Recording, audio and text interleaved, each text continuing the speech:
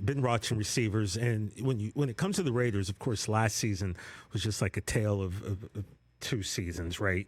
And when you watch Devontae Adams, he wasn't happy at all the first few episodes, and then the change at quarterback and at head coach came through. Antonio Pierce kind of changed the culture everyone brought in. I mean, if you watch it, the locker room looked dead the first few episodes. Pierce comes in, and everyone's attitude changes. Do you feel he's going to be able to keep that type of enthusiasm and keep that type of change up to make the Raiders successful? Well, to me, you start with that, right? The successful interim coaches are the ones who make an immediate impact and change things. A lot of times that's just playing to what the players want. Whatever the players' complaints were, let's do those things because it's going to make people feel like things are different around here. It is a different type of a challenge for a guy like Antonio Pierce with the Raiders to be able to say, all right, now we're going to do it for the whole season, because there has to be more to it. And that's where I think Antonio Pierce, he's a sharp guy. He played in the league. He knows what players want. But he's not going to be an offensive or defensive play caller. He's not going to be, at this stage, he's not going to be out scheming people to the extent that like a Bill Belichick did throughout the course of his career, right?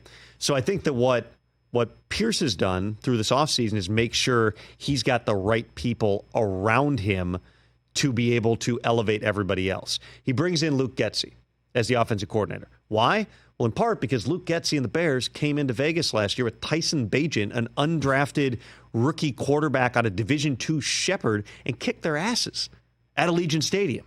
And he saw what Luke Getsy was doing in that situation and liked how he was utilizing the players on the field. Now, you remember, they very briefly believed they had Cliff Kingsbury wrapped up.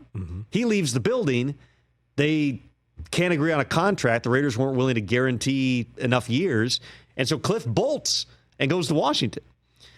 I don't think, though, that diminishes why they really like Luke Getsy. And they believe he's going to be able to elevate them and run the offense that helps them on that side of the football. Defensively, he's got Patrick Graham, who Pat Graham has interviewed for head coaching jobs before. He interviewed for the Seahawks job last year. He had a second interview with Minnesota when they hired Kevin O'Connell.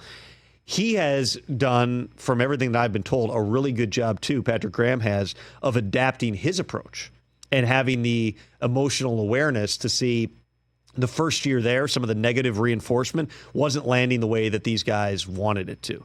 And I think that that's kind of the transition from Josh McDaniels to Antonio Pierce, too, which was more positive reinforcement. Pat Graham is one of the smartest defensive coordinators in the entire league. He's got Max Crosby.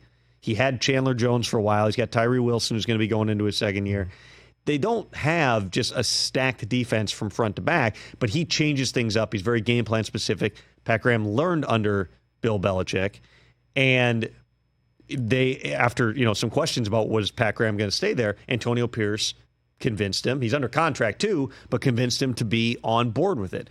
So I think that's the difference here. Is you're not going to go through the entire season and just be able to win on, we're going to be tougher than them. Let's go get them. No, you need to have the depth to it. And, Antonio Pierce, I give him credit for this. Last year when he took over that job, he didn't come in thinking he had all the answers. He brought in Marvin Lewis, and he brought in Tom Coughlin, who he played for with the Giants. He brought in Adam Gase for a week to sit in with the offense. He was trying to learn and soak it up and learn on the job. He's got, Antonio Pierce had experience in business. He worked in college football, but he had never been a head coach anywhere, not in, at a high level of football.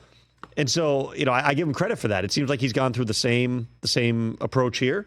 I also know he's in a division with three of the best coaches in maybe football history. Certainly Andy Reid is on that list. Jim Harbaugh, you have to say, on that list. Sean Payton, if he turns around the Broncos, is going to be on that list too. So you're coaching against some of the best. Yeah. 6 games a year. Every week you're going up against very talented teams. And he's got, I don't want to call it a powder keg, but he's got some things brewing under the surface. Same reason I said earlier, non-negotiables for the Raiders: start fast. Because if you don't, and with the questions that will be raised about Devontae Adams, a quarterback situation where I don't know that, regardless of whether it's Aiden O'Connell or it's Gardner Minshew starting week 1, I don't think you have anybody in there who's solidified enough that week to week you definitely know who the quarterback is. You got a lot of these potential pitfalls lying out there for you. Him being able to kind of overcomes some of those things, I think is going to be pretty important. Catch the Rich Eisen Show every single day on the Roku channel, 12 to 3 Eastern, for free.